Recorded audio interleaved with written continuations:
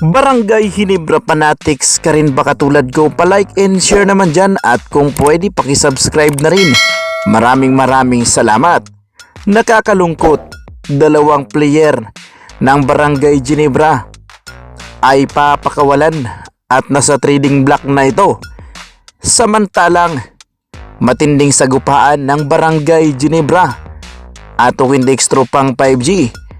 Yan ang ating mga pag-uusapan for today's video. So mga busing, mamayang gabi mapapanood na natin ang Game 1 ng Barangay Ginebra versus Twintex tropang 5G, kung saan ay finals ang labanang ito. Marami ang nagsasabi na dihado ang Barangay Ginebra dahil nga lamang ang Twintex pagdating sa import, pagdating naman sa mga players ay sulit din ang Twintex tropang 5G. Mayroon din silang pantapat sa player ng Barangay Ginebra.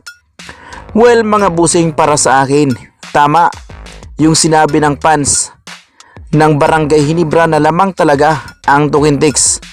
Dito tayo magbabase sa import. Si JB ay pagod na ito. Nitong semifinals ay napapalaban ito ng husto, pisikalan. Samantalang ang import ng Twintex, puro replacement lamang ito. Replacement sa Twintex, lalo sa San Miguel Bermin. Mabibilang lang ang pinaglalaruan nitong si Makolo. Kaya pagdating dito ay dihado at lamang na. Pagdating naman sa mga player, hindi ito masyadong bugbog di gagaya sa Barangay Ginebra. Pero kailangan talagang gawin ng Barangay Ginebra upang makuha nila ang Game 1. Depensa talaga. Yan ang kanilang maring ikapanalo. Samantalang may nakakagulat na report. Kapatid ni Maverick Hanmi si mga boss ay ilipat ito dito sa San Miguel Bermin. Talagang gumalaw na ang SMC team. Ngunit ayon sa ating mga trusted source, ang Barangay Ginebra ay mayroon ng nakahandang pakawalan na players.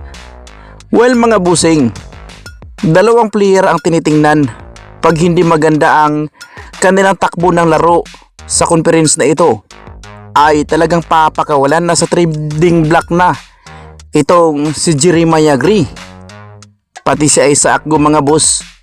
Ang target kasi ng Barangay Ginebra, makakuha sila ng bigating big man at malupit din na gwardya na pwedeng maging wingman kagaya nitong si Jeremiah Gri. Kaya nakakalungkot ito dahil sa ngayon ay unti-unti na nga bumabalik ang laro ni Gri at dito na rin kay Isaac Go. Kayo mga boss, ano ang masasabi nyo dito?